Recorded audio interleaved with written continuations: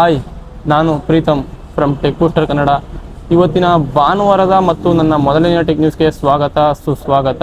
ಇನ್ನು ಮೊದಲನೆಯ ಟೆಕ್ ನ್ಯೂಸ್ಗೆ ಹೋಗೋದಾದರೆ, ಆಫ್ಟರ್ ಕರ್ನಾಟಕ ಗೌರ್ಮೆಂಟ್ ಅವರು 16 ವರ್ಷದ ಒಳಪಟ್ಟ ಮಕ್ಕಳಿಗೆ ಸೋಷಿಯಲ್ ಮೀಡಿಯಾನ ಬ್ಯಾನ್ ಮಾಡಿದ್ಮೇಲೆ ಆಂಧ್ರ ಪ್ರದೇಶ ಗೌರ್ಮೆಂಟ್ ಕೂಡ 13 ವರ್ಷದ ಒಳಪಟ್ಟ ಮಕ್ಕಳಿಗೆ ಸೋಷಿಯಲ್ ಮೀಡಿಯಾನ ಬ್ಯಾನ್ ಮಾಡಿದ್ದಾರೆ.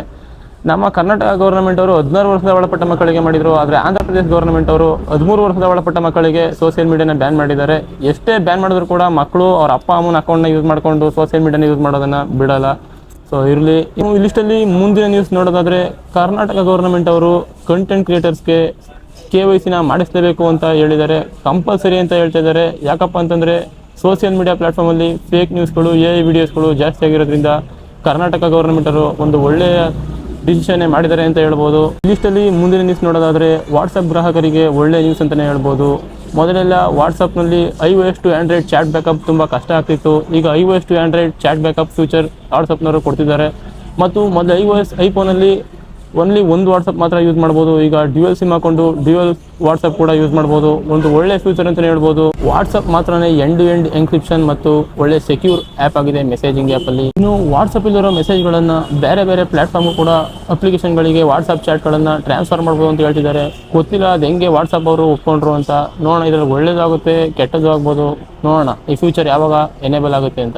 ಇನ್ನು ಈ ಲಿಸ್ಟಲ್ಲಿ ಮುಂದಿನ ನ್ಯೂಸ್ ನೋಡೋದಾದರೆ, ನಮ್ಮ ಕರ್ನಾಟಕ ಸರ್ಕಾರದವರು ನೀವೇನಾದರೂ ಪ್ರಾಪರ್ಟಿ ಗೋಲ್ಡ್ ಪರ್ಚೇಸ್ ಮಾಡ್ತಿದ್ರೆ 20,000 ಮಾತ್ರ ಕ್ಯಾಶ್ ಮೂಲಕ ಪೇಮೆಂಟ್ ಮಾಡ್ಬೋದು. ಇನ್ನು 20,000 ಮೇಲೆ ಏನೇ ಪರ್ಚೇಸ್ ಮಾಡಿದ್ರು ಕೂಡ ವಿತೌಟ್ ಕ್ಯಾಶ್ ಅಥವಾ ಕ್ಯಾಶ್ಲೆಸ್ ಪೇಮೆಂಟ್ನ ಮಾಡಬೇಕಂತ ಹೇಳ್ತಿದ್ದಾರೆ. ಕರ್ನಾಟಕ ಸರ್ಕಾರದವರು ಕ್ಯಾಶ್ ಮೇಲೆ ಈ ಥರ ಕಡಿವಾಣ ಹಾಕೋದಾದರೆ ಕ್ಯಾಶ್ನೇ ತೆಗೆದ್ಬಿಡ್ಬೇಕಪ್ಪ. ಏನಕ್ಕಿದೆ ಅಂತ ಗೊತ್ತಿಲ್ಲ. ಕ್ಯಾಶ್ ತೆಗೆದ್ಬಿಟ್ಟು ಸುಮ್ಮನೆ UPI ಪೇಮೆಂಟ್ನೇ ಮಡಗಿದ್ರೆ ಸರಿ ಹೋಗುತ್ತೆ. ಈ ಥರ ಎಲ್ಲ ಮಾಡೋದು ಸರಿ ಇಲ್ಲ ಅನ್ಸುತ್ತಪ್ಪ. ಇನ್ನು ಮುಂದಿನ ನ್ಯೂಸ್ ನೋಡೋದಾದರೆ, ಇವತ್ತಿಂದ ಚೈನೀಸ್ ಕಂಪನಿಯ CCTV ಕ್ಯಾಮ್ರಾಗಳನ್ನು ನಮ್ಮ ಭಾರತ ಸರ್ಕಾರ ಬ್ಯಾನ್ ಮಾಡಿ ಬಿಸಾಕ್ಬಿಟ್ಟಿದೆ ಅಪ್ಪ. ಯಾಕಂತಂದರೆ ಆ CCTVಗಳ ಡಾಟಾ ಎಲ್ಲೆಲ್ಲಿ ಹೋಗ್ತಿದೆ ಅಂತ ಗೊತ್ತಾಗದೇ ಇರೋದ್ರಿಂದ ಎಲ್ಲನೂ ಚೆಕ್ ಮಾಡಿ ಎಲ್ಲ CCTV ಕ್ಯಾಮ್ರಾವನ್ನು ಒಂದ್ಸಲ ಡಾಟಾ ಎಲ್ಲ ಎಲ್ಲೆಲ್ಲಿ ಹೋಗ್ತಿದೆ ಚೆಕ್ ಮಾಡಿ ಅಪ್ರೂವ್ ಮಾಡಿಸ್ಕೊಂಡು ಕಂಪ್ನಿಯವರು ಭಾರತ ಸರ್ಕಾರದಲ್ಲಿ ಸೇಲ್ ಮಾಡಬೇಕಾಗಿ ಅಂತ ಭಾರತ ಸರ್ಕಾರ ಹೇಳ್ತಾ ಇದೆ. ನೋಡೋಣ.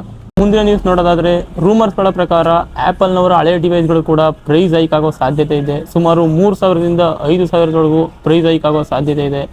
ಆ್ಯಪಲ್ ಐಫೋನ್ 15, 16 ಇವೆಲ್ಲವೂ ಕೂಡ ಪ್ರೈಸ್ ಹೈಕ್ ಆಗೋ ಹೆಚ್ಚಿನ ಸಾಧ್ಯತೆಗಳಿವೆ. ಯಾಕಪ್ಪ ಅಂತಂದರೆ ನಿಮಗೆ ಗೊತ್ತು, ರ್ಯಾಮ್ ಮತ್ತು ಪ್ರೊಸೆಸರ್ಗಳ ಶಾರ್ಟೇಜಿಂದ ಪ್ರೈಸ್ ಹೈಕ್ ಆಗ್ತಾಯಿದೆ. ಇವೆಲ್ಲ ನೋಡಿದ್ರೆ ಟೈಮಲ್ಲೂ ಕೂಡ ಐಫೋನ್ 17ನ ಪ್ರೈಸ್ ಕಡಿಮೆ ಆಗೋದು ಸಾಧ್ಯತೆ ಕಮ್ಮಿ ಇದೆ. ಯಾಕಪ್ಪ ಅಂತಂದರೆ ನಿಮಗೆ ಗೊತ್ತು, ರ್ಯಾಮ್ ಮತ್ತು ಸ್ಟೋರೇಜ್ನ ಶಾರ್ಟೇಜ್ ತುಂಬ ಜಾಸ್ತಿ ಆಗೋದ್ರಿಂದ ಎಲ್ಲ ಬ್ರ್ಯಾಂಡ್ಗಳು ಕೂಡ ಪ್ರೈಸ್ ಹೈಕ್ ಮಾಡ್ತಾಯಿದೆ. ಅಂತಂದರೆ ಐಫೋನ್ 3,000 to 5,000 ಹಳೆ ಡಿವೈಸ್ಗಳಿಗೆ ಹೆಚ್ಚು ಮಾಡ್ತಾಯಿದೆ. ಇನ್ನು ಕರೆಂಟ್ ಇರೋ ಡಿವೈಸ್ಗಳಿಗೆ ಕಮ್ಮಿ ಮಾಡೋದು ನನಗೇನೋ ಡೌಟೇ.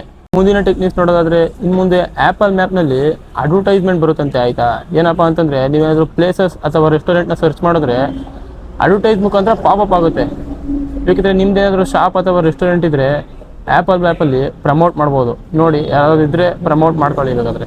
ಇನ್ನು ಮುಂದಿನ ಟೆಕ್ನಿಕ್ಸ್ ನೋಡೋದಾದರೆ, ಈ ವರ್ಷ ಇಲ್ಲಿಯವರೆಗೆ ಸ್ಮಾರ್ಟ್ಫೋನ್ ಮಾರ್ಕೆಟ್ ಎಷ್ಟು ಡಿಕ್ಲೈನ್ ಆಗಿದೆ ಅಂತಂದರೆ 9%ಗಳ ಸ್ಮಾರ್ಟ್ಫೋನ್ ಮಾರ್ಕೆಟ್ ಡಿಕ್ಲೈನ್ ಆಗಿದೆ. ಯಾಕಂತಂದರೆ ನಿಮಗೆ ಗೊತ್ತು, reason AI, storage, RAM shortage ಎಲ್ಲ ಬಂದಿರೋದ್ರಿಂದ ಸ್ಮಾರ್ಟ್ಫೋನ್ ಬೆಲೆ ತುಂಬ ಜಾಸ್ತಿ ಆಗ್ತಾಯಿದೆ. ಅದರಿಂದ ಫೋನ್ 2-3 ವರ್ಷಕ್ಕೆ ಚೇಂಜ್ ಮಾಡ್ತಿದ್ದವರು ಈಗ 5 ವರ್ಷಕ್ಕೊಮ್ಮೆ ಚೇಂಜ್ ಮಾಡೋ ಥರ ಆಗಿಬಿಟ್ಟಿದೆ. ಅದರಿಂದ ಸ್ಮಾರ್ಟ್ಫೋನ್ ಮಾರ್ಕೆಟ್ ತುಂಬ ಡಿಕ್ಲೈನ್ ಆಗಿದೆ ಅಂತಲೇ ಹೇಳ್ಬೋದು. ಇನ್ನು ಲಿಸ್ಟಲ್ಲಿ ಮುಂದಿನ ಟೆಕ್ನಿಕ್ಸ್ ನೋಡೋದಾದರೆ, OnePlus ಅವರು ಭಾರತದಲ್ಲಿ ಅವರೆಲ್ಲ ಆಫ್ಲೈನ್ ಸ್ಟೋರ್ಗಳನ್ನು ಶಟ್ ಡೌನ್ ಮಾಡಿದ್ದಾರೆ.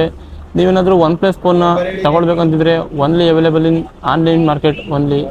ಮತ್ತು ಒಂದು ಒಳ್ಳೆಯ ವಿಷಯ ಏನಂತಂದರೆ, 200 ಸರ್ವಿಸ್ ಸೆಂಟರ್ಗಳನ್ನು ಎಕ್ಸ್ಟ್ರಾ ಇನ್ಕ್ರೀಸ್ ಮಾಡ್ತಿದ್ದಾರೆ. ಏನಪ್ಪ ಅಂದರೆ, ಓಪೋ ಜೊತೆ ಟೈಅಪ್ ಆಗಿ 400 ಸರ್ವಿಸ್ ಸೆಂಟರ್ ಇದ್ದ 600 ಸರ್ವಿಸ್ ಸೆಂಟರಾಗಿ ಕನ್ವರ್ಟ್ ಮಾಡ್ತಿದ್ದಾರೆ. ಎಕ್ಸಿಸ್ಟಿಂಗ್ OnePlus ಯೂಸರ್ಸ್ಗೆ ಒಂದು ಒಳ್ಳೆಯ ವಿಷಯ ಅಂತಲೇ ಹೇಳ್ಬೋದು. ಮುಂದಿನ ಟೆಕ್ನಿಕ್ಸ್ ನೋಡೋದಾದರೆ, ಗೂಗಲ್ Pixel 11 ಸೀರೀಸ್ನ ಇಮೇಜಸ್ ಲೀಕ್ ಆಗಿರುವಂಥದ್ದು. ನೋಡೋದಕ್ಕೆ ಏನು ಚೇಂಜಸ್ ಇಲ್ಲ, ಸೇಮ್ 10 ರೀತಿಯಲ್ಲೇ ಇದೆ. ಸ್ವಲ್ಪ ಹಿಂದೆ ಮೊದಲೇ ಮೆಟಾಲಿಕ್ ಫ್ರೇಮ್ ಇತ್ತು ಕ್ಯಾಮ್ರಾ ಪಕ್ಕದಲ್ಲಿ, ಈಗ ಫುಲ್ಲು ಗ್ಲಾಸ್ ಬ್ಯಾಕ್ನೇ ಕೊಟ್ಟಿದ್ದಾರೆ. ಮತ್ತು Tensor G6 ಪ್ರೊಸೆಸರ್ನೇ ಯೂಸ್ ಮಾಡಿದ್ದಾರೆ. ಒಂದು ಸ್ಟೇಬಲ್ ಪ್ರೊಸೆಸರ್ ಅಂತ ಹೇಳ್ಬೋದು. ಒಳ್ಳೆಯ ಮೊಬೈಲ್. ನೋಡೋಣ ಎಷ್ಟಕ್ಕೆ ಲಾಂಚ್ ಆಗುತ್ತೆ, ಸ್ಪೆಸಿಫಿಕೇಶನ್ ಏನೋ ಮುಂದೆ ಗೊತ್ತಾಗುತ್ತೆ. ಮುಂದಿನ ಟೆಕ್ನಿಕ್ಸ್ ನೋಡೋದಾದರೆ, ಚೈನಾದಲ್ಲಿ Vivo X9 Ultra phone launch ಆಗ್ತಾ ಇದೆ. ಸುಮಾರು 95,000ಕ್ಕೆ ಲಾಂಚ್ ಆಗ್ತಾ ಇದೆ. ಇನ್ನು ನಮ್ಮ ದೇಶದಲ್ಲಿ ಲಾಂಚ್ ಆಗೋದು ಸಾಧ್ಯತೆ ತುಂಬ ಕಡಿಮೆ ಇದೆ ಅಂತಲೇ ಹೇಳ್ಬೋದು. ಯಾಕಂದರೆ ಕಳೆದ ವರ್ಷ ಅಲ್ಟ್ರಾ ಸೀರೀಸ್ ಲಾಂಚ್ ಆಗಿರಲಿಲ್ಲ, ಪ್ರೋ ಮಾತ್ರ ಲಾಂಚ್ ಆಗಿತ್ತು. ನಮ್ಮ ದೇಶದಲ್ಲಿ ಏನಾದರೂ X9 Ultra ಸುಮಾರು 95,000ಕ್ಕೆ ಲಾಂಚ್ ಆದರೆ ಸುಮಾರು ಎಲ್ಲರೂ ತಗೋಬೋದು ಅಂತಲೇ ಹೇಳ್ಬೋದು. ಯಾಕಂದರೆ ಒಳ್ಳೆಯ ಕ್ಯಾಮ್ರಾ ಇದೆ, ಒಳ್ಳೆಯ ಫೋನ್ ಅಂತಲೇ ಹೇಳ್ಬೋದು. ನೋಡೋಣ ಲಾಂಚ್ ಆಗುತ್ತಾ ಇಲ್ವಾ ಅಂತ. ಮುಂದಿನ ಟೆಕ್ನಿಕ್ಸ್ ನೋಡೋದಾದ್ರೆ OnePlusನವರು OnePlus Nord C6 Lite ಫೋನನ್ನು ಲಾಂಚ್ ಮಾಡ್ತಿರುವಂಥದ್ದು. ಇದೊಂದು ಎಂಟ್ರಿ ಲೆವೆಲ್ ಫೋನ್ ಅಂತ ಹೇಳ್ಬೋದು. ಈ ಫೋನಲ್ಲಿ ಯಾವುದೇ ಚಾರ್ಜರ್ ಬಾಕ್ಸ್ ಸಿಗಲ್ಲ ಅಂತ ಹೇಳ್ತಿದ್ದಾರೆ. ಈ ಫೋನ್ ಸುಮಾರು ಅಂಡರ್ 20,000 ಲಾಂಚ್ ಆಗ್ಬೋದು ಅಂತ ಹೇಳ್ತಿದ್ದಾರೆ. ಈ ಫೋನ್ನ ಪ್ರೊಸೆಸರ್ ಬಂದು Dimensity 6300 ಪ್ರೊಸೆಸರ್ನ ಯೂಸ್ ಮಾಡಿದ್ದಾರೆ. ಸುಮಾರು ಅಂದಾಜು ಮಾಡದೇ ಇರೋ ಪ್ರಕಾರ 15,000ಕ್ಕೆ ಲಾಂಚ್ ಆಗ್ಬೋದು ಅಂತ ಅಂದಾಜು ಇದೆ. ನೋಡೋಣ ಬನ್ನಿ ಎಷ್ಟಕ್ಕೆ ಲಾಂಚ್ ಆಗುತ್ತೆ. ಇನ್ನು ಲಿಸ್ಟಲ್ಲಿ ಮುಂದಿನ ನ್ಯೂಸ್ ನೋಡೋದಾದರೆ US ಗೌರ್ನಮೆಂಟ್ ಚೈನೀಸ್ ವೈಫೈ ರೂಟರ್ಗಳನ್ನು ಬ್ಯಾನ್ ಮಾಡಿದೆ. ಯಾಕಪ್ಪ ಅಂತಂದರೆ ವೈಫೈ ರೂಟರ್ಸ್ ಮುಖಾಂತರ ಚೈನೀಸ್ ಅವರು ಡಾಟಾವನ್ನು ಖರೀದಿದ್ದಾರೆ ಅನ್ನೋ ಒಂದು ಮಾಹಿತಿಯಿಂದ ಅವರು ವೈಫೈ ರೂಟರ್ಸ್ನ ಬ್ಯಾನ್ ಮಾಡಿದ್ದಾರೆ. ಒಂದು ಒಳ್ಳೆಯ ನಿರ್ಧಾರ ಅಂತಲೇ ಹೇಳ್ಬೋದು. ನಮ್ಮ ಭಾರತ ಸರ್ಕಾರನೂ ಕೂಡ ಇದೇ ಥರ ಒಂದು ನಿರ್ಧಾರವನ್ನು ಮಾಡಿದ್ರೆ ತುಂಬ ಒಳ್ಳೆಯ ನ್ಯೂಸ್ ಅಂತಲೇ ಹೇಳ್ಬೋದು.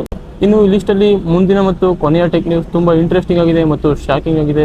ಏನಪ್ಪ ಅಂತಂದರೆ ಓಪನ್ಎಐಯ CEO ಸ್ಯಾಮ್ ಆಲ್ಟ್ಮನ್ ಅವರು ಒಂದು ಪಾಡ್ಕಾಸ್ಟ್ನಲ್ಲಿ ಹೇಳಿರೋ ಪ್ರಕಾರ ನಾವು ಮಂತ್ಲಿ ವೈಫೈ ಬಿಲ್ ಮತ್ತು ವಾಟರ್ ಬಿಲ್ ಕಟ್ಟಾಗೆ ಎಐಗೂ ಕೂಡ ಮಂತ್ಲಿ ಸಬ್ಸ್ಕ್ರಿಪ್ಷನ್ ತಗೊಂಡು ಯೂಸ್ ಮಾಡಬೇಕಂತ ಓಪನ್ಎಐ CEO ಸ್ಯಾಮ್ ಆಲ್ಟ್ಮನ್ ಅವರು ಹೇಳ್ತಾ ಇದ್ದಾರೆ.